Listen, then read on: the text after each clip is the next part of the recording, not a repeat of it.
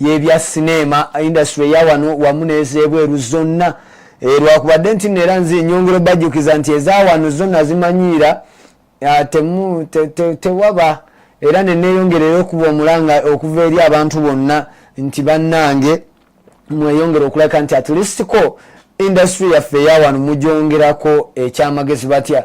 The moment you make a project, try at least to create what do we call it, an account for it, like no take a cast crew, no take at least by directors in a very simple things, but sometimes the reason as to why tutobanyine tukole ebyebweru si government byetwagala wabula is because like twerekerera nnyo the moment you get some money you just nobyesonyiwa.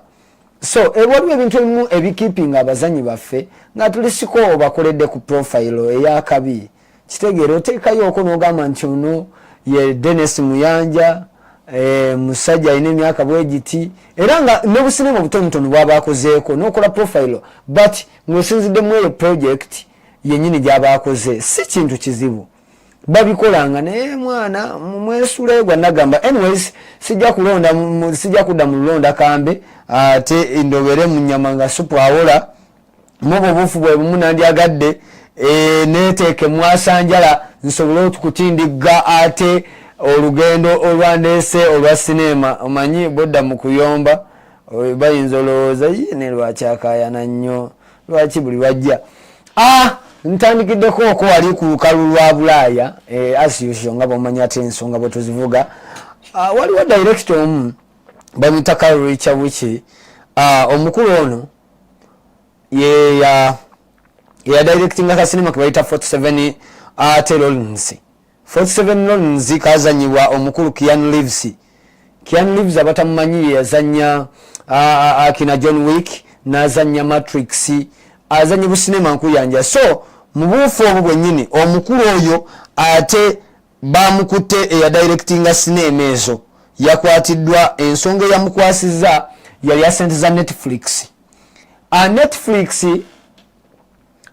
ngenda saba Uncle D asobole okubawa ku mukulu director oyo kugambye akiyekala oyo golengera oyo mukulu yali ya sente za Netflix yalina show yali alina okwata omukulu oyo abali ba directing cinema ya 47 Rollins bamuwa millions 44 millions okuleka nti natandikawo ate kashaku kebali bagala bakayita white horse omukulu oyo ate kebali bamugambye shoji yalina okuleka nti atashootinga wabula sente zibasooka kumuwa millions 44 n'abagamba nti sente ezo tezimumala bagamba nti no sente tezimumala ne bakwata millions 11 ne bazimwongera. Omukulu ono ekikolwa kyeyakola kiringa ky'abantu bawano balina omuze. The moment you give like someone initial money sometimes agende when agula wufazi nagula especially bitera kubeera nyumba zimbi kati nno ne mu film omukulu sebo yadda mu kwesanyusa yasoka nakwata omusimbi ogwasooka ne gugendera awo ng'ebintu ebisinga byonna bisaasanyiza kati n'agamba nange Netflix mwampadde sente naye sente zino nga tezimala ne bakwata millions 11 bakwata millions 11 ne bazimwongera. Uliriza omukulu kye yakoze yazikwata bukwasi n'azizza mu bazita cryptocurrency most of the time waliwo abaana bazanyisa ensimbi ku internet ku network like sente zitambulira kuli kwennyini oba nfuna kakati omukulu ono sente ng'aziza mu cryptocurrency teyakomyoko ng'agende ewe ng'asooka anyumirwa ng'agulako Rolls-Royce ng'agulako kwegambe Ferrari ng'adda mu musimbi ng'asaasaanya nga tebamukwata nga tebamunywa tebamukuba ekijji. Jjukira ziri company zikwata sente ndowooza wano waliwo company ng'emu bbiri ezitera okikola ndowooza waliwo Channel etera okikozesa ekwata millions nga 10 ku millions 7.5 n'ekwata n'ekuwa n'ogenda n'okola. So my praise to this guy. He was given like some money, like 44 millions to start a project. It was a Netflix project. So unfortunately, he failed. Like with the initial money, he asked for more, and they added like 11 millions. 11 millions. He used it for his like yabikozesa munkozesa eye nga yo muntu ekyaleetedde Netflix okulaka nti nemugulako emisango era obudde buno ali mabega ga kijji. Okay, ngenda saba Uncle D asobole omuntu wa direct musobole okumanya ate emisango egiwererako ddala si jasi ate kubulankanya wabula nga bwomanyi nti ebiseera bisinga buli okola ekintu waliwo bingi ebikuggulwako. The maximum penalty for the wire fraud charge is 20 years in jail. Carl Eric Rinch, the director, was arrested on suspicion of embezzling $11 million for a sci-fi show that never aired on Netflix.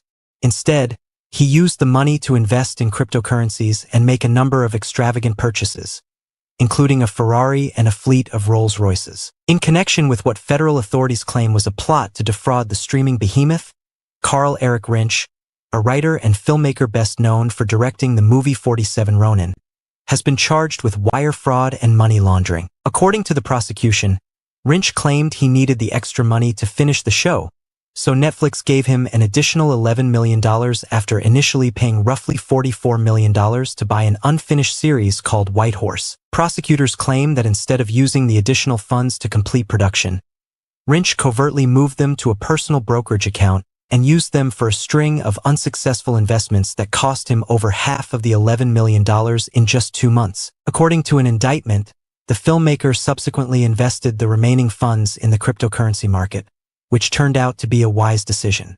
Rinch eventually moved the profits into a personal bank account. From there, Rinch spent roughly $10 million on luxury goods and personal expenses, including $1.8 million on credit card bills, $1 million on attorneys to sue Netflix for additional funds, $3.8 million on antiques and furniture, $2.4 million on 5 Rolls-Royces and 1 Ferrari, and $652,000 on clothing and watches, according to prosecutors. The initial court hearing for Rinch, 47, who was detained in West Hollywood, California, took place on Tuesday. He showed up in a Los Angeles federal courthouse wearing pants and a turtleneck sweater, his arms and legs shackled. He spoke solely to respond to the judge's questioning and did not enter a plea. Not cover to cover was his response when asked if he had read the indictment against him, but he assured the judge that he was aware of the charges. He agreed to post a $100,000 bond to ensure he would appear in court in New York, where his indictment was filed, and U.S. Magistrate Judge Pedro V.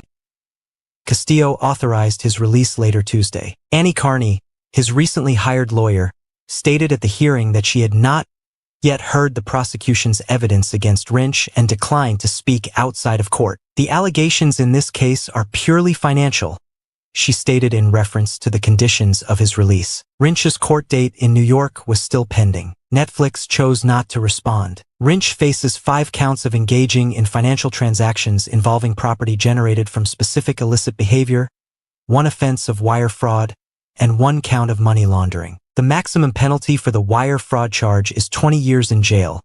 The maximum penalty for the money laundering accusation is 20 years, and the maximum penalty for each count of the third and final offense is 10 years. Although Netflix is not specifically mentioned in the indictment, the source has previously covered the streamer's disagreement with Rinch on the creation of White Horse, later renamed Conquest. Last year, an arbitrator determined that Rinch owed Netflix $12 million in damages and legal fees, the sources said. The streamer eventually wrote down the $55 million they invested in the project, according to the source, as Rinch failed to create any episodes. As alleged, Carl Eric Rinch orchestrated a scheme to steal millions by soliciting a large investment from a video streaming service, claiming that money would be used to finance a television show that he was creating.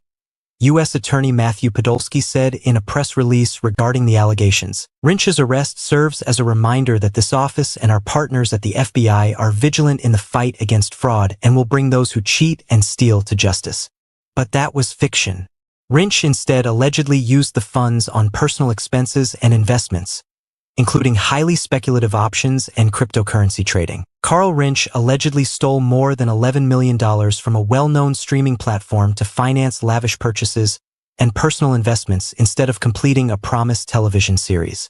The FBI will continue to reel in any individual who seeks to defraud businesses, said FBI Assistant Director Leslie Bakshies in the release. The New York Times previously covered the story of Rinch, Netflix, and the creation of Conquest in 2023. As previously reported, okay oyo ye mukulu ate Carl nkugambye yakudirectingira ka cinema ka 47 Rollins ne ulida amateeka abasajja balina amateeka agenjawulo lwaki omuntu baga money laundering almost 20 years nego omanye myaka abiri huyo musajja ali myaka almost 47 omanyi myaka abiri ngoli mukomeo geno vayo linankaga musanvu kati ate no it's just one count ku musanvu gumu bobi balabala mukumbi bamuna ne misanvu ngesatu ogeno kakana ngali myaka ngana bado Netflix ngaye bagamye nti yaganye okuvaayo okwogera ku byo bo bali willing kwogera ngate aliudawa bali mu kooti okitegeera nenga omukulu sebo yeyagala akasente wekajja mu nsawo bayira akasente kawooma ate akasente akangi abazimbi bebakyasinze okamanya omugagga akwata obukadde 10 n'abukwasa omuzimbi ng'atandika kalina omuzimbi waabwe abayo n'ebizibu nga yasuubiza omukyala munnange tofaayo buufa gyoyagala kyoyagala ntebe n'omuzimbi talumba alumba bulungi wali atebya ntebe nga bazipaale nga bazitikka ng'omukyala ewaka basanyuka ng'alyoka agwa kuba poota abagwako kiyifuyifu aye nani omugole kyagwa ku nkyakya zabba nala ng'aluma bali nga poota bakanyaga omugagga ng'omusajja ga mugagga tannatusasula kati ye mukulu yadda mu kwesanyusa guze 00 isi aliye yanyumirwa ne bamukaba era kati anenga yagambye agenda depositinga yo kakasimbi kubanga emisango gye bamuvunaana zijja sente tewali omusango mulala just money agenda kuteekayo akasimbi so omukulu yoyo eya directing ka cinema akamanyiddwa nga ate 47 Rollins nagambye kazanyibwa omukulu amanyiddwa nga ate Keanu Reeves kale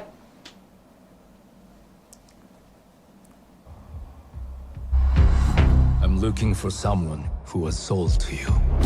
A half-breed banished from our land.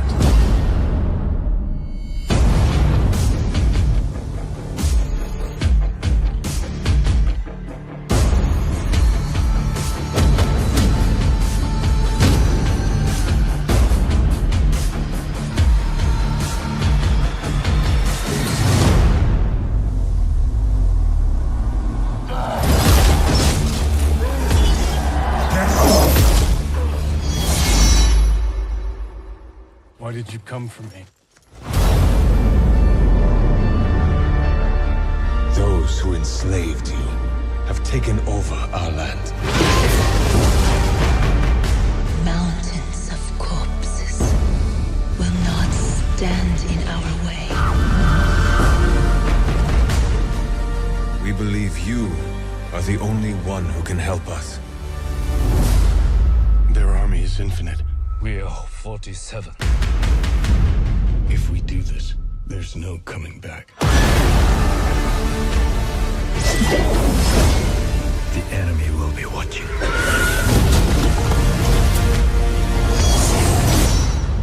I know what you are. You have no idea. I'm not afraid of you. You should be.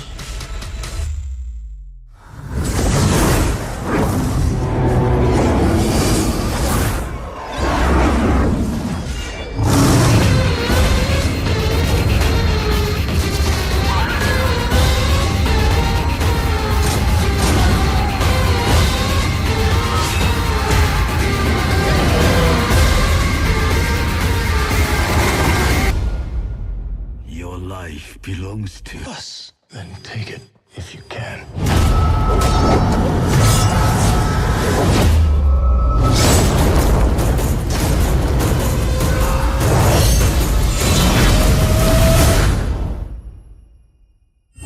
Come on.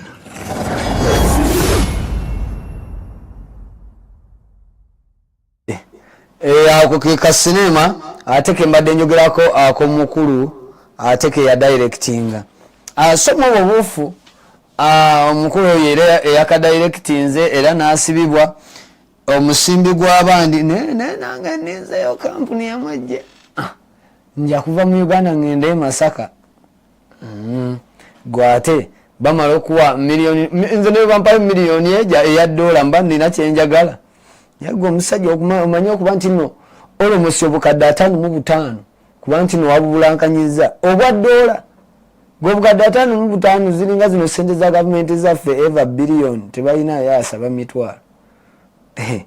Anyways, nga tuvudde eyo omukulu kala ennaku zino waliwo kibayita AI, artificial intelligence.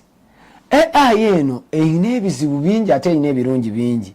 Kuba ennaku zino bangi n'abawandiisi tebakyalowooza bakozesa AI, bangi abaagala okufekinga amaloboozi bakozesa AI. Osanga omuntu nga ankodyo olyawo otudde omuntu nakuliyetinga gwe kennyini ng'oyogera ebyanjwanja era ne basooka bakunoonya ne bakussa ku ntandalo bamala kukuba mpaka ku lubuto webaga bannange yenze AI naye nga nawe kennyini togimanyi. So nowadays AI ene badde teyina nnyo copyright. Ebintu ebiseera bisinga ebivaako erina copyright naye rights zaayo nene abantu bagikozeseza mbubi. So abantu mu America babadde basaba omukulu ate okulabika ku nsonga za AI ate Donald Trump. Manyi waliwo ebintu bingi mbulamu ebitambula nga mazima gali nti byetagisamu kye bayita restrictions.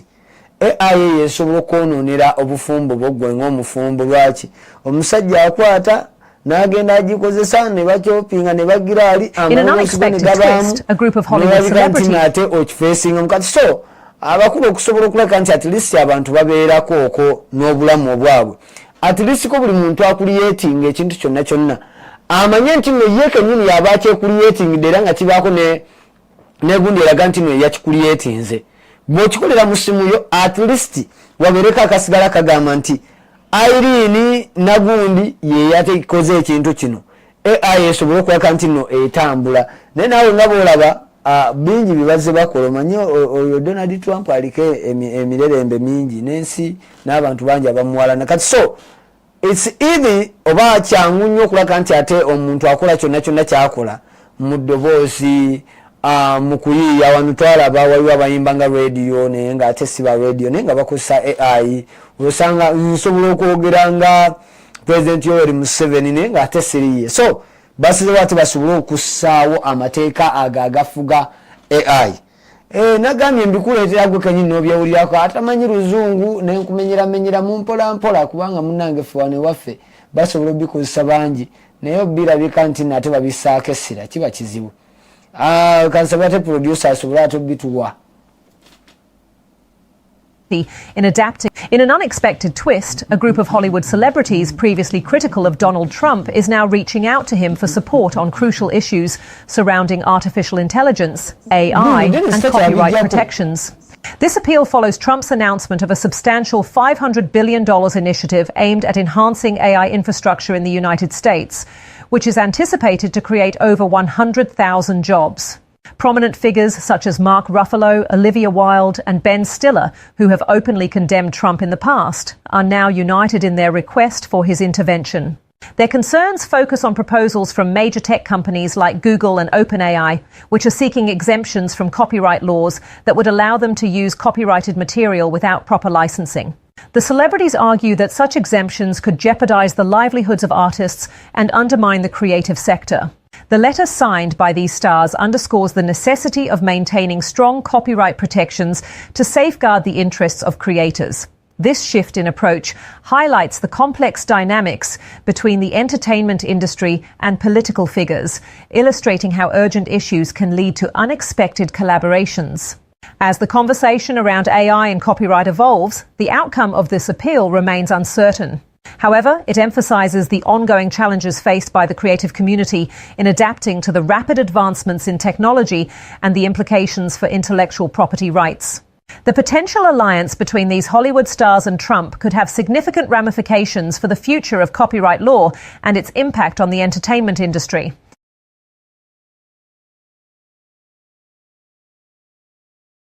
In an unexpected twist, a group of Hollywood celebrities previously critical of Donald Trump is now reaching out to him for support on crucial issues surrounding artificial intelligence, AI, and copyright protections. This appeal follows Trump's announcement of a substantial $500 billion initiative aimed at enhancing AI infrastructure in the United States, which is anticipated to create over 100,000 jobs.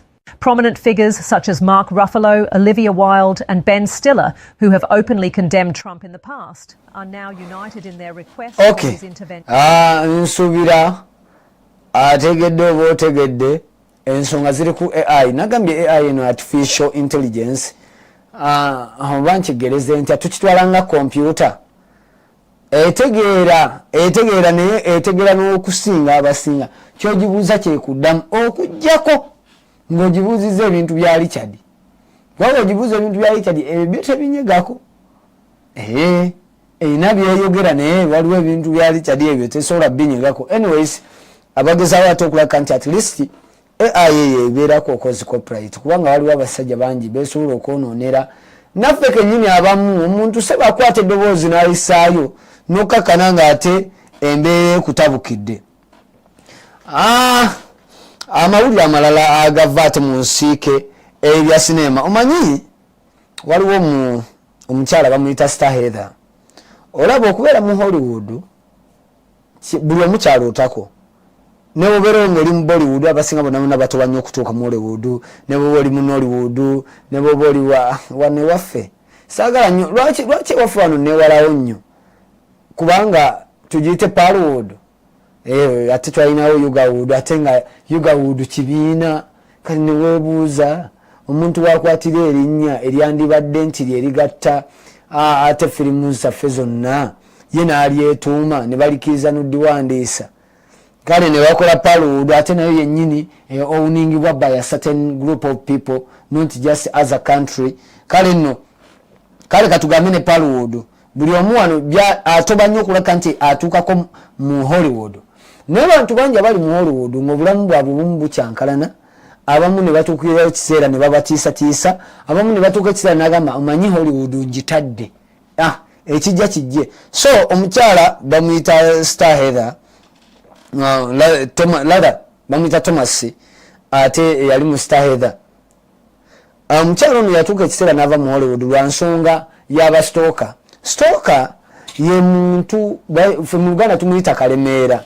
Lwakubadde nti nno sitooka oyo asobola okubeera ate n'afuukamu omubi, n'afuuka omumenyi w'amateeka gy'oli. Lwaki omuntu ebiseera ebisinga singa akulemerako nnyo n'ogaana, mu bazungu bayitawo kingi, ebiseera ebisinga oyinza owunzika ng'akusse.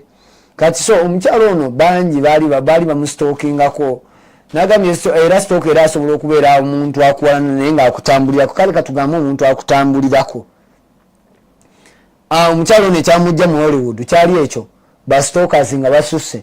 N'agamba waayi lwaki seesonyiwa Hollywood wajjukira buli omu gy'alootako. So bwe yasalawo gyesonyiwa at least ko obulamu bwe ne bugezaako okulaka nti butereera. Nno mukazi mukadde mukulu nkalangule lwakubeera mulaba akazi kadde eddungi mwali ku kekeddi naawe omulaba naye nga yavaamu dda. Yasalawo n'agamba waayi lwaki seewummuza sijja sobola ate ebintu bya Hollywood bino kangenda ate mpumuza obulamu bwange nsobole butambuza nga nze ng'obwekicelebrity.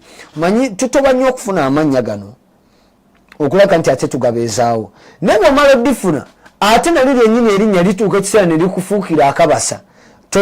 Otuuka ekiseera nga tukyakola kino tokyakola kiri. Kati omukyalo ono baatuuka ekiseera ne bamutiisatiisa ne bamusindikirako ebokisi za musasi bingi bye bamuteekako okulaga nti atuuka ekiseera n'awulira nga Hollywood wemutuuse wano. Mumanyi ssebo abasinga mulowooza empalana ya wano yokka, naye empalana eri international, abantu bangi beewalana bali eyo. So omukyalo ono yatuuse ekiseera n'ala waayi ewanyu waawo ekirungi wali si bwe banzaala kangenda ate ntandika obulamu. Kale katubiwulire ate mweyo embeera. 86. Heather Thomas experienced the dark side of Hollywood after her time on The Fall Guy. Thomas revealed on the Still Here Hollywood podcast that after her time on the hit show, she was bombarded with scary situations involving stalkers. Thomas was on The Fall Guy from 1981 until the series concluded in 1986. She took on a few other roles after the show ended, such as in the films Red-Blooded American Girl and Against the Law, but she decided to leave Hollywood behind in the 90s. I was just getting so many stalkers, she said before explaining that it was really bad. It got to the point where Thomas was dealing with 2 stalkers a week. she told podcast host Steve Kometko. I had tons of restraining orders. I had 2 little girls, and a guy was jumping our gate with a giant buck knife. In those days, I don't know if this is true now, but people would fixate. You could be in a soap commercial, and they would fixate on you. There weren't a lot of stalker laws, and I just needed to be home anyway, Thomas said. She described her experience as being scary, and even received some threatening items in the mail. Someone sent me a box of bullets, and people would send me funeral wreaths they stole from a graveyard, the actress shared. Thomas continued, I always had a bodyguard in the house because that's where I didn't want to come home to a dark house. She explained that things turned violent when a man attempted to break into her bedroom. I had one guy one night cut my screen in my bedroom and got in, and I shot him, she said while clarifying that she had rock salt in her firearm. Thomas is still unsure if the intruder ever went to jail. Thomas said that she has not been open about her stalkers in the past because she did not want to be labeled as the lady that was stalked. 80s star Heather Thomas left Hollywood after stalkers forced her out of the limelight. Thomas starred on Fall Guy from 1981 to 1986. Heather Thomas experienced the dark side of Hollywood after her time on Fall Guy.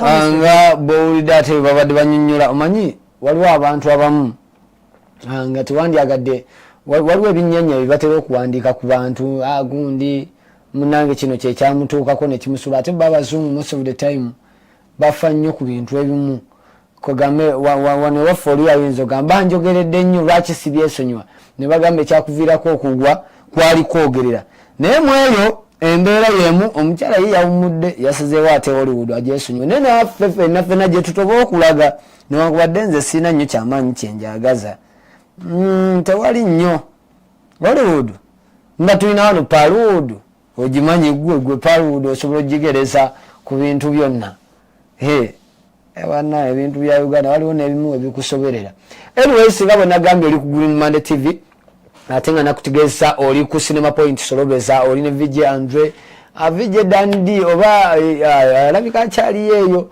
manyi waliwo olumu wano nawali abeerawo ate olumu n'abakwasaganya mu mbeera emu endala aye nange ne mbeerawo bakwasaganya nagamba essaawa zibeera mu 7 mpaka ssaawa 9 ensonga nga tugezaako okulaka nti tuziggusa mu mbeera yonna naye nga nagamba sagala weerabye Good Monday TV app application yokka gy'oteekeddwa okulaka nti niweesiga okuli ebinyuma ebinyuvu ate n'ebinnonogo byoteekeddwa woolabira ate bu sinema oboogere n'obutali boogerere sinema zino eza bulijjo enjogerere n'ezitali njogerere so nga ate nagamba osobola ofunirako n'endiba leero olunaku lwa 6 Sande nayo yiiyo olabirako emipiira n'olabika nti nno teweegowa oba okitegeera bwobeera n'essimu yo jesi oteeka buteesi wali n'ogamba endiba nze njirabira wano neweesonyiwa ebibanda olumu nonna ebibanda gosobola bitwanga bati naye bangi ate abakwatibwa nga bavaayo so nolwekyo weefunire ate application ku simu yo ne bw'obeera oli mu taxi ng'odduka kutuukaka gweoyiwako njiwe n'olaba ate taxi yo nalina bwekukuŋŋaanirako kale nolwekyo okulaka nti nno olabika nti abantu okapitalinga attention yaabwe n'okuba nti nno tesuba kintu nakimu ku mpewo yonna kuba nagamba kuliko channels zonna eza wano mu Uganda downloading Good Monday TV app olabika nti nno onyumirwa so nga ate era n'ekirala nagamba subscription ebeera ya $2 so nga ate wiiki zibeera 15,000 lwaki nedda akasente obusente ku Uganda yalira 15,000 zikyasobola okuliisa ekyemisana n'ekyeggulo kale nno kateeke mugonyumirwa bunyumirwa oddawo olabe bu sinema ate obwaddala so nga ate nagamba gamepe ate application gy'oteekeddwa okulaka nti weekwata gy'osobola okulaka nti osindikirako ensimbi ate n'okuzijjayo kuli kwennyini nagamba omuntu yenna waba ali bweru asobola okusindikira ensimbi ng'asinzira ku gamepe so nga ate nawe ali wano osobola osindika ebweru nagamba osobola osasulirako ebisale eby'essomero wamu n'ebyamasanyalaze ate n'amazzi ate nagamba osobola n'obuukingirako okategedde obuukingirako ate hotero yonna mu nsi yonna gy'oyagala ogenderako so nolwekyo downloading gamepe olabike nti onyumirwa nagamba tukuzimbira website ate wamu ne app yonna gy'oba oyagadde just ogenda Green Monday Technologies ku mitimbagano n'ogamba waayo njagala kunzimbira app mu mbeera yonna oba kugambe website n'olabika nti ate bagikuzimbira anyways essaawa ziri mu 8 n'eddakiika 17 tugenda sooka ati tuwummulemu tuveeko mu bulango bwa bakama baffe ate era tukomewo mu eyo embeera yemu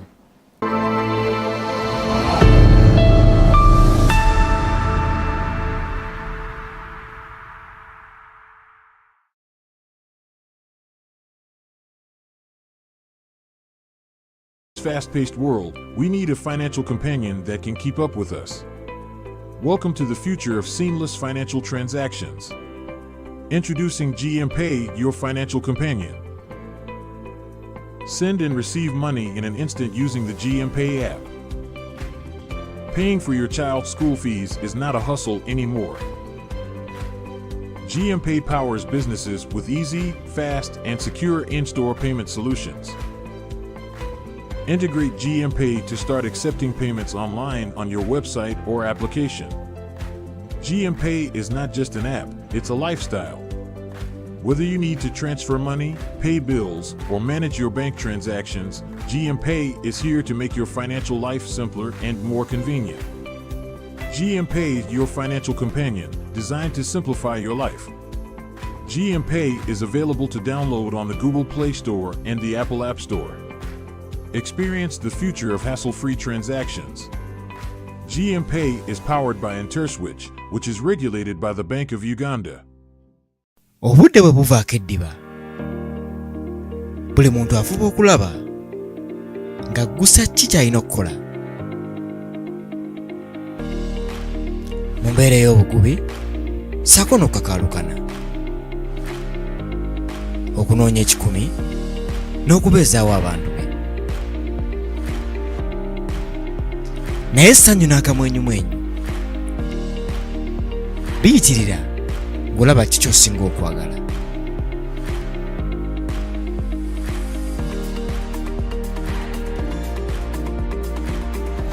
Naye ate essanyu bwe liggwaawo, teweeraliikirira downloadinga GMTV app ofune essanyu litakomawo na wooli. GMTV app ye TV ey'omu ngalo.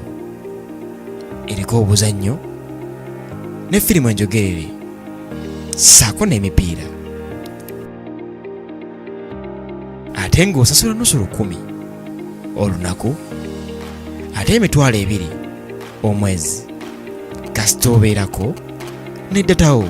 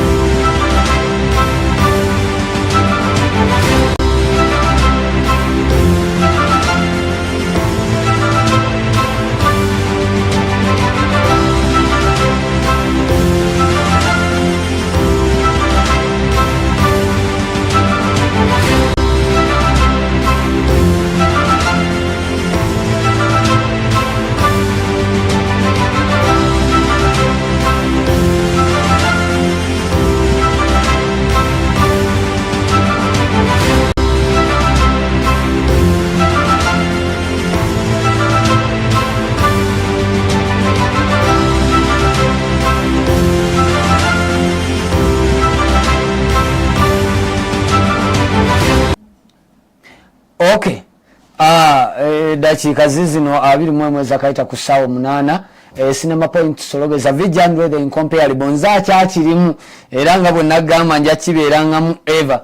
Anyways, nga bonna gambye Cinema Point Solobeza ko kyali nagamba munate mumanyire ebya cinema byonna oba wano oba bulaayo baludda yonna gwe gyomanyi nti nze nagamba ntuukayo nfufugaza nentuukayo. Leero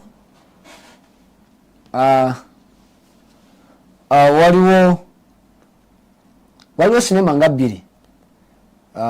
Anyway, before nga sinagenda mwezo sinema manyi waliwo ekintu ekikwatako okwo. Leero mu behind the scene nakuleetedde ate ka sinema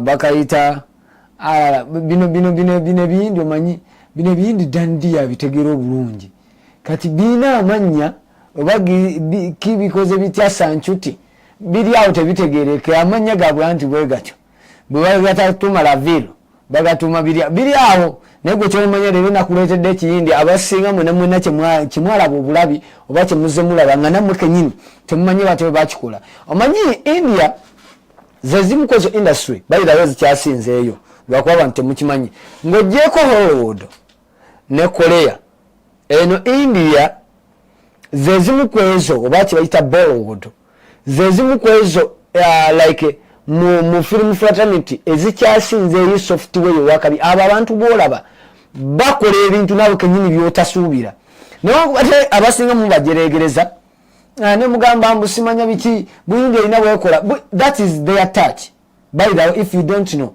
they can do something better but they want it to be like that bagala ekyabo okubeera bwekityo mwabasinga mugamba lwaki ebintu byabe bipa kukaba kulaga nti kino bakikoze bo bakulaga n'omusungu akikola bwakyo newankwadde dde ekyabo bakiteekamu nnyo fiction okusobola okulaga nti kibeera bwekityo ekyolaba omulayi n'akuba emmotoka nemubuukamu abantu nga 7 nolaba oli n'abuuka n'akwata kati ebiseera ebisinga balina shoti zaabwe ezo ez'empologoma biki abo abasajja bateekamu tayimu nnene bulaza sister tolaba muno mugamba mu biki mu sinema zaabwe ziri awo za kibbi tewaliyo firimu etali ya kibbi si ya muzungu si kye nemugamba bantu bo babbanyo nedda akulaga amazima gali nti buli kimu tewaliyo kyaddala buli kimu kibeera fictitious kibeera kikole bukozi oba okitegeera kati sinema eno bagiyita arara eri awo abasinga gami mwagiraba naye nakuleetedde batabo bagikola osobole naawe okwennyonnyola osobole okunnyonnyoka okitegeera manyi mwalabanyi waliwo teeke yaabwe gye basinga ennyo abantu abasinga gye bakuliriza oli okumala otaasa akaana akaali erudda ku mazzi ono n'akakwata n'akagabanya oli ono n'akagabanya eno ndowooza yesini eyasinga ndowooza olaba sini z'engwe ezo oba za tayiga oba kyasinza zikolera mulaba that doll like bwebeera mu blue manyi waliwo blue screen newabawo ne green screen most of the time bwogenda mu eri mu editing sometimes batera kukozesa manyi waliwo kyetuyita CGI ebyo nagamba kati ekyolaba tebali mu kukola ebintu ebisinga bazimba bizimbe CGI oba 3D Max ebiseera ebisinga bazimbamu bizimbe okitegeera bakizimbira mu computer kiri systemized kugambe bakitegeramu mu system tekibaawo ebiseera ebisinga okugambye bakozesa nnyo kibayita blue screen ne green screen lwansonga kugambye bye bivaako bye bambedinga mu software okuba nti nosobola obijjako okitegeera so sinema eno gwekyoba omanya bano abasajja tola omuzungu atwala time naye n'omuyindi ekintu kyakiwa obudde even if you look at them like nga bali mukola firimu basuka okubeera serious newankwadde mu mubitwala nga byaffa oba okitegeera bano abasajja balalamu by the way bwekituuka ku firimu ate nga bainvestiginga sente nyingi munda muzo so nolwekyo temuddeyo nemujeregereza manyi mmwe bannayuganda byemukola olumu nammwe tebitegereka naye mujerega banaye mujerega so anyway kanjikuwa direct osobole ogyekkaanya firimu eno ate nabatebe bagikola naawe ojagamba mu butuufu software ali walafe wane waffe munange twabirekera abantu abamu babyekola endowooza olaba ebyo byonna byonna bikolebwa mu 3D ate max kugambe mu nkola gye babikolamu ba mu CGI ate kano ekizibu siba okukozesa eno kansabe Uncle D ate abituwa osobole naawe okunnyonnyoka के साथ साथ उसके छोटे छोटे पहिए को भी बनाया गया जो एकदम से रियल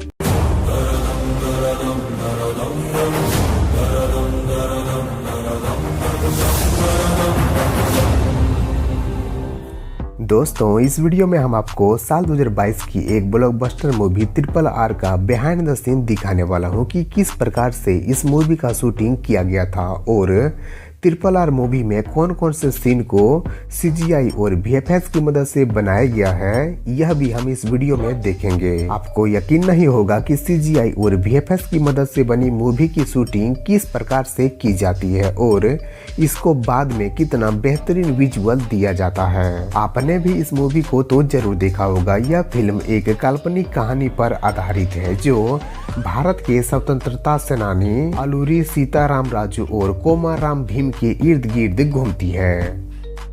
इस मूवी को ब्लॉकबस्टर बनाने में सबसे बड़ा योगदान इस मूवी के डायरेक्टर SS राजामौली का है।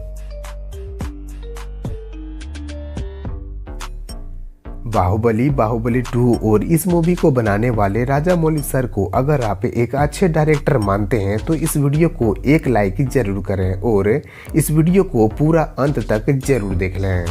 यह सीन उस समय का है जब जूनियर NTR सर का मूवी में एंट्री होता है और वह टाइगर को जाल में फंसाने की कोशिश करते हैं। उस समय टाइगर और NTR सर के बीच में एक काफी बड़ा संघर्ष होता है जिसको आपने भी मूवी में जरूर देखा होगा। इस सीन को शूट करने से पहले इंडोर में इस सीन का कई बार प्रैक्टिस किया गया था। यहाँ पर आप डायरेक्टर SS राजामौली सर को प्रैक्टिस कराते हुए देख सकते हैं। इस सीन के शूटिंग में रियल टाइगर को नहीं लाया गया था बल्कि एक डमी टाइगर की सहायता से इस सीन की शूटिंग किया गया था। यहाँ पर आप राजामौली सर को रियल टाइगर की तरह डमी टाइगर को मूवमेंट देते हुए देख सकते हैं। बाद में इसी डमी टाइगर को CGI की मदद से एक रियल टाइगर का लुक दिया गया। यह बिहाइंड द सीन उस समय का है जब भीम अंग्रेजी प्लेस में जानवरों से अटैक करते हैं। यह सीन में भीम एक तेंदुआ को फुटबॉल की तरफ फेंक देता है। यहाँ पर भीम रियल में एक फुटबॉल को ही फेंकते हैं, बस CGI की मदद से फुटबॉल को बाद में तेंदुआ का रूप दे दिया जाता है। आप इस सीन को एक बार दोबारा देख लीजिए और शॉट पर गौर कीजिए कि जूनियर NTR सर फुटबॉल फेंकने के बाद आगे जाकर ऐसे एक्ट करते हैं जैसे उनके ऊपर से कुछ गुजर रहा हो, लेकिन वास्तव में वहां पर कुछ नहीं होता है। दोस्तों, इसी को शूटिंग कहते हैं। शूटिंग से पहले ही ऐसे सीन का फाइनल विजुअल डायरेक्टर के दिमाग में पहले से ही मौजूद होता है और उसी के आधार पर डायरेक्टर आर्टिस्ट को शॉट देने कहते हैं। यह बिहाइंड द सीन उस समय का है जब राम लच्छू का पीछा करते हुए ब्रिज पर पहुंचता है। ब्रिज के नीचे भीम एक बच्चे को मछली पकड़ने के लिए कुछ पैसे देता है। जब बच्चा मछली पकड़ने के लिए नदी में जाता है, ठीक उसी वक्त नदी को पार कर रही एक ट्रेन के डिब्बे में आग लग जाती है और वह ब्लास्ट हो जाता है। आप स्क्रीन पर देख सकते हैं कि इस सीन की शूटिंग किस प्रकार से किया गया था।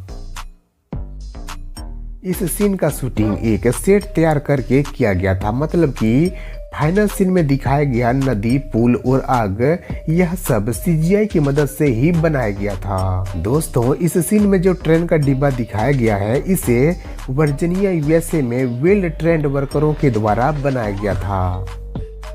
वहीं पर ट्रेन के डिब्बों के साथ साथ उसके छोटे छोटे पहिए को भी बनाया गया जो एकदम से रियल ट्रेन की पहियों की तरह ही दिखता है। इस सीन में जो ट्रेन का डिब्बा दिखाया गया है यह ओरिजिनल ट्रेन के डिब्बे जितना बड़ा नहीं है बल्कि उससे छोटा है। आप इसके साइज का अंदाजा इस वीडियो को देखकर भी लगा सकते हैं। यह देखने में एकदम रियल ट्रेन के डिब्बे की तरह ही दिख रहा है, लेकिन इसका साइज छोटा है।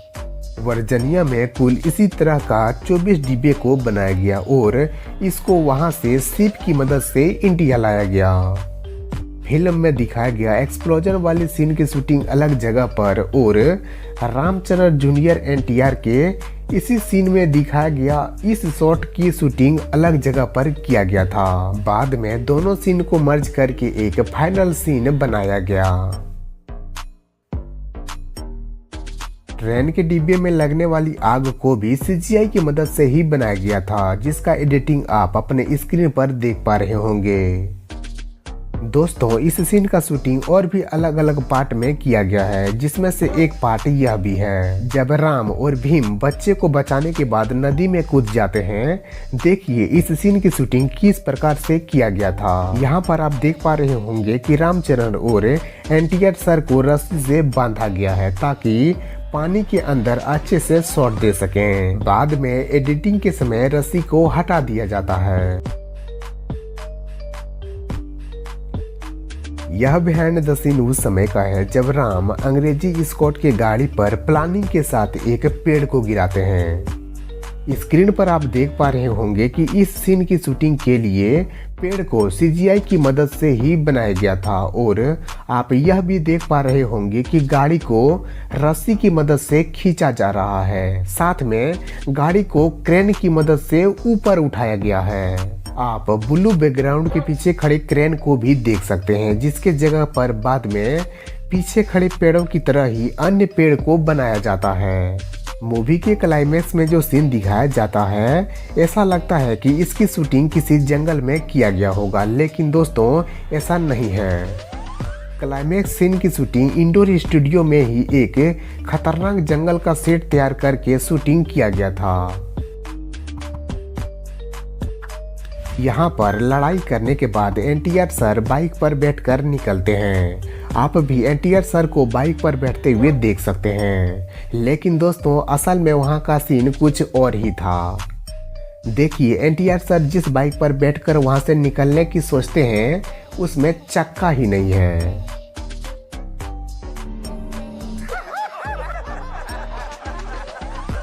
अब आप भी समझ गए होंगे कि यहाँ पर भी बाइक को सीजीआई की मदद से ही बनाया गया है। दोनों एक्टर मिलकर जब अंग्रेजों के हथियार घर में विस्फोट कर देते हैं तो देखिए इस सीन का ग्रीन स्क्रीन पर किस प्रकार से शूटिंग किया जा रहा है। बाद में वीएफएक्स की मदद से वहां पर एक घर को बनाया गया। विस्फोट होने के बाद हथियार के घर से जो आग निकलती है उसको सीजीआई की मदद से ही बनाया गया है। आप इस सीन को दोबारा देख लीजिए कि किस तरीके से ग्रीन स्क्रीन में शूट किया गया और बाद में इस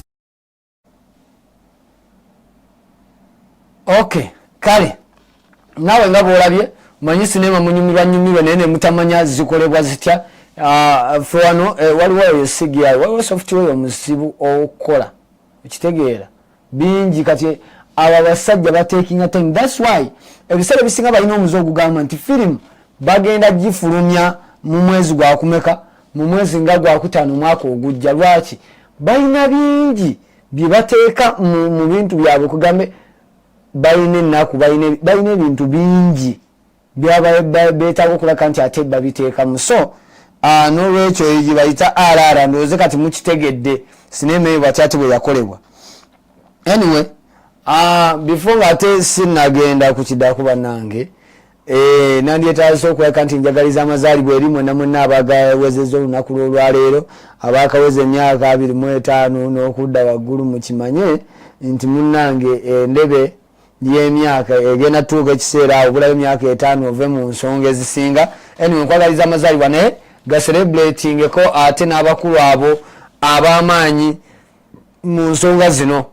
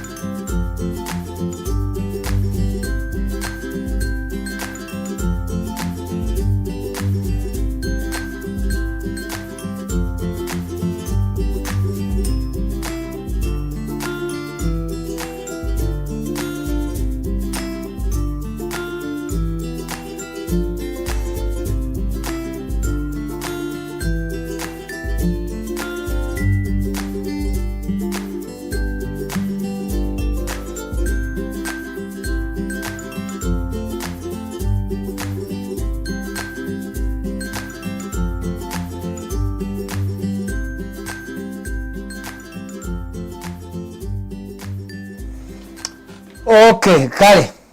Ate nga tuvuddeyo eyo sigena manyi njagala nnyo okusooka okukola ku ssente zirina amakulu okusinga ekintu ekirala kansooke nkole ku ssente ate nkomewo ate mu gundi yaffe eri esembayo nga ate tubeera nnyo wano ewaka mu eyo embeera.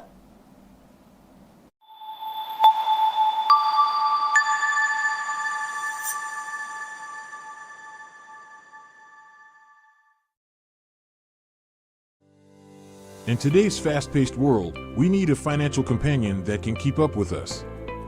Welcome to the future of seamless financial transactions. Introducing GMPay, your financial companion.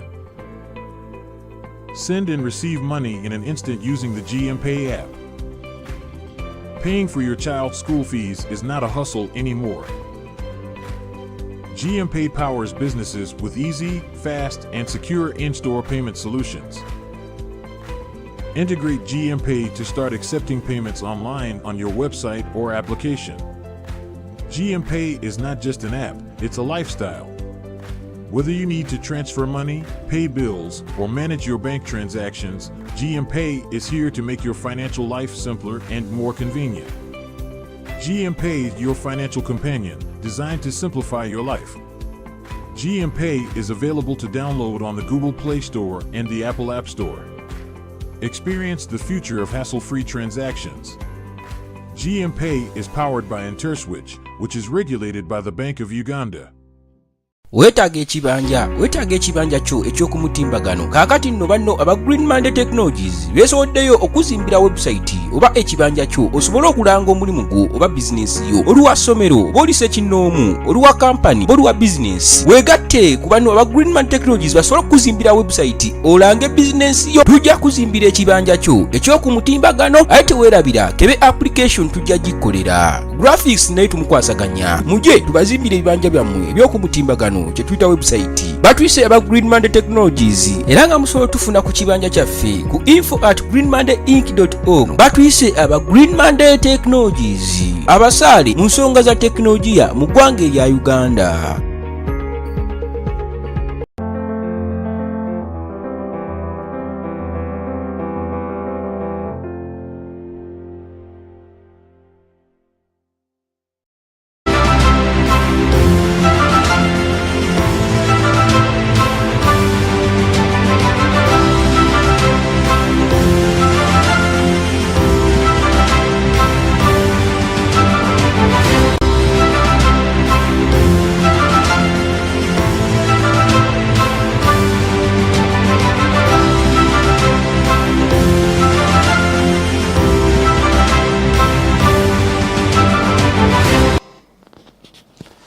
Okay, kale.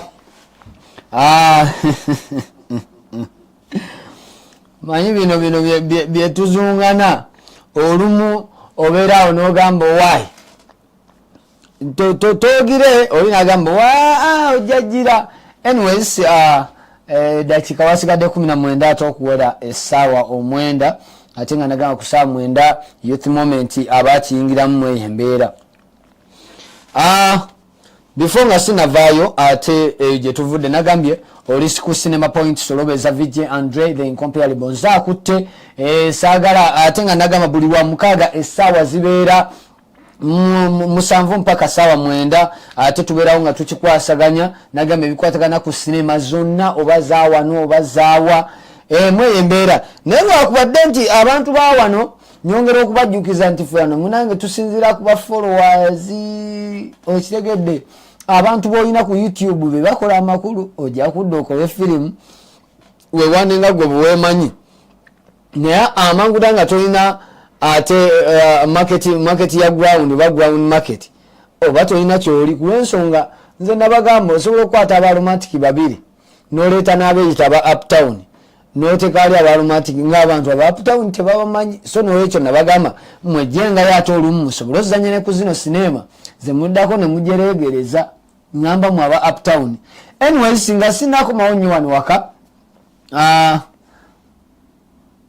waliwo ka sinema bakayita Karan Arjun ekitundu ekyokubiri. Sharuki Khan, Salman Khan, omanyi waliwo family ezimu nga zo bwe kituuka mu industry eya sinema nga bwogende Buyindi n'otwogera ku Khan family mwe muva Shahrukh Khan, Samir Khan, Salman Khan, ye family ndowooza omuva omwana akyasinzemu omusimbi right now amanyiddwa ate nga Shahrukh Khan akwata kifo kya kusatu ate ku bantu abakyasinzeeyo sente nyingi mbazanyi ba sinema oye Salman Khan abasinga gwe mutamanyi kyovola nti no Salman Khan bamukonfusinganga nnyo ne Shahrukh Khan abasinga ku mulembe naddala guno gwe tuliko abasinga mubadde mulaba nnyo sinema za Shahrukh Khan so Salman Khan kuba Salman Khan musajja mukadde lwaki yazanya ziri sinema balabanga 241 1990 ife abazirabanga oye Shahrukh Khan oyo golengedde kati Salman Khan ye mukuru ku mubbo waliyo Samir Khan nagambye bano zino zezimu kwezo family waliyo ba Chopra waliyo ba Singh family omanyi bona bali mu industry eyo naye bano begasa ate bo begatta manyi waliwo ebintu ebimu nga oba osuubira ki family eno nzanyi ya action nzanyi ya sinema za love bayimbi bazinyi kwegambe bakola ebintu bingi kubanga nagambe Buyindi ekyenjawulo ekiriyo nti bo sinema zaabwe tebashootinga firimu yokka bashootinga ebintu bibiri omulundi gumu y'ensonga lwaki olumu mutubuuza lwaki ekindi kirimu okuyimba baba bali mu kushootinga na luyimba bekintu bakimala omulundi gumu bashootinga sinema the same way nga bashootingiramu oluyimba that's why nti oluyimba baluwa time yonna bwe luggwanga balukyopinga nga nalwo lwennyini lugendayo that's why Buyindi n'okuzanya firimu kikkakatako okubanga omanyi okulya mu ndago kubayita okuyimba so nolwekyo bw'oba tomanyi kuyimba ebyabayindi ogira ate bo olabyeyo anyway ye industry ndowooza ddala ndowooza yeryo eggwanga eriteemanyiiza nnyo kubanga era bw'oba otunuulidde kizibu nnyo sanga ekiyindi bwagataddemu lwembo kizibu nnyo sanga ekiyindi nga bataddemu Jackie Chan nedda ndowooza ye industry eyeebeererawo yo nga yo ate n'ekirala kimu era ekyenjawulo era ekibaliko si bantu beemanyiise eri abantu abalala kubanga bw'oba ogenderedde gwe mbulirayo firimu y'omuyindi emu ng'erimu omufirika balinamu abaddugavu naye abaddugavu be bafumba ne bakona era bw'oba otunuulidde abayindi abo batera ozannya firimu bali awo bakitakataka bo si babbulaaka babasa mu tanuulu ne bagaana okujja kale abo be bantu abamu eyo industry yaabwe yanjawulo ate kirala kimu bagamba ekintu ekisinze nnyo okuziŋŋamya industry ya Buyindi families lwaki nti if at all you are not coming from those families okuli ba Singh okuli ba Khan okuli ba Chopra most of the time you don't get that chance of getting like leading roles kyovula nti no tumanyi nnyo ezo family endala tetuzimanyi okujjaku waliyo ba Akshay Kumar waliyo ba Rohit Roshan oyo yakuzanyira Krishi waliyo abasajja kugambe abalina amannya aga waliwo muno mukadde oyo gwe neerabidde omukadde oyo naye waddala waliyo basanjai duti waliyo abasajja kugamba badda naye nga family ze zikyasinza okulaka nti ziziŋŋamya industry ya Buyindi ezitawa mukisa ate bantu balala bano okulaka nti ate bakola sinema ndowooza ate era yensi oba ye Bollywood yefulumya firimu ezikyasinza okubeera nga zijjudde fiction ow'enjawulo okuva ku nsi endala anyway singa ndasaba Uncle D ampe ate akalango ka Kalani Arjun sinema eyo ejja ate musobole okwekanyamu abakozi b'ebiyindi nga badandi bakaguje baaso omanye ebiyindi ebyo sebo byogerero olina okubanga naawe olina okubanga weesuulamu akambayaaya bw'oba tosobola kiyindi kireke kale Uncle D kansaba ate atuwe kalango ka Kalani Arjun ekitundu ekyokubiri कुछ कहानियां वक्त के साथ खत्म नहीं होती वो समय के साथ लौटती है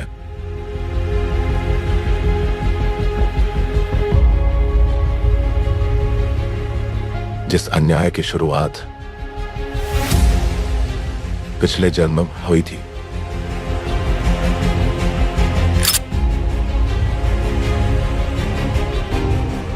उसका अंत इस जन्म में होगा। तेरी तकदीर में हार लिखी है।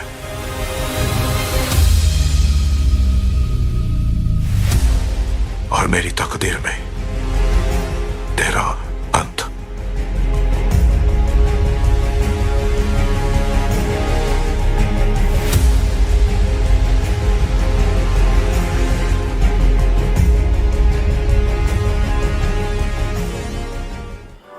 Okay, nga nawe olabye nti eri ku coming soon, so nolwekyo abakozi b'ebiyindi muba mukimanyi ate omukulu Salman Khan bwe yeegatta ne Saluk Khan okimanyi kiba kiggwa.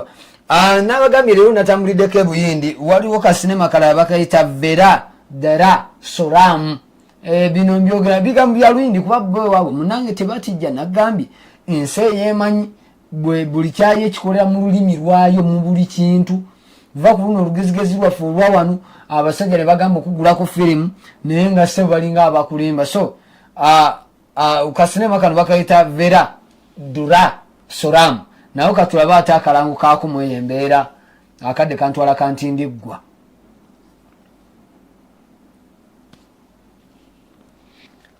Omukulu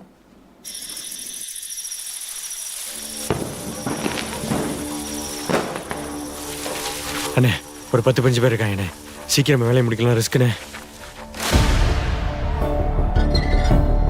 sir they deserve it, அதில் எந்த டவுட்டும் இல்லை. திருவிழா இருக்கு, அதான் விடியறதுக்குள்ள அவனை முடிக்கணும், அவ்வளோதான் டைம்.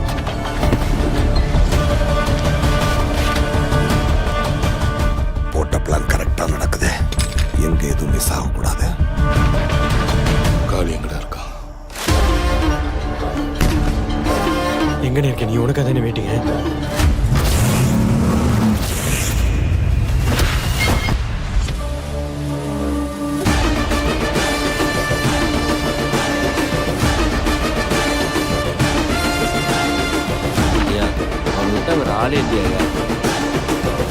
அந்த சம்பவம் ஞாபகம் இருக்குல்ல?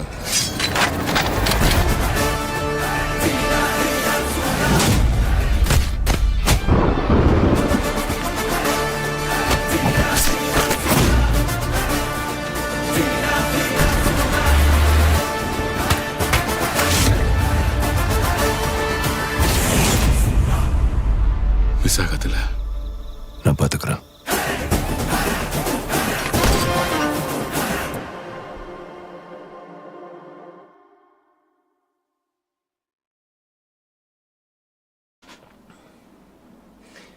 Anyways, byate byenakujjidde eyo.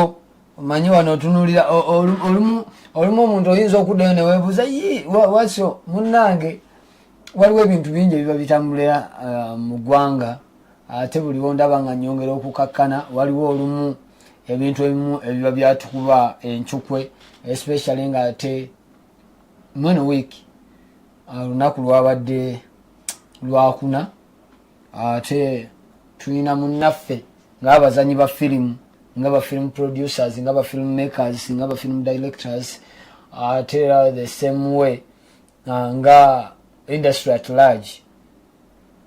Twafiiriddwako ate omusajja abadde muzanyi wa bina Uganda, tugenda gamba bina Uganda bya downtown. Manye bina Uganda bya downtown abantu bye bamanyi munnange. Nkyaki esibye kumujja yiga nti market ya makulu. Omukulu Philip omwana w'abandi abadde producer, abadde bintu bingi oyo golengera bambi yatuvuddeko atembula mu bwensi eno olunaku gambirwa abadde lwakuna era leero lwaziikiddwa. Aziikiddwa yewaabwe bayitayo lwabaaya baba abantu bava wala. So Philip omwana w'abandi musajja abadde azanya firimu ezawano, abadde film producer, abadde film maker. Lwaki ntero byogera nga mbyawula? Waliwo abazanyi nga si ba film producers. Film producers be bakozi ba sinema. So abadde byonna abadde azanya, abadde aziproducinga, naye yatuvuddeko atembula mu bwensi eno. Yafiiridde wali mulago ku lw'ebirwadde ebimu ate ebibadde bimucunya so azanyi no sinema ezibadde ziwerako ddala era osobola okugendako okwo ku YouTube kugamba okusobola omunnyonnyoka n'osobola otegeera ani Philip omwana w'abandi musajja watu ate yavudde mu bulamu bw'ensi abasinga mubadde mumumanyi mumwe n'abalabi b'ebina Uganda.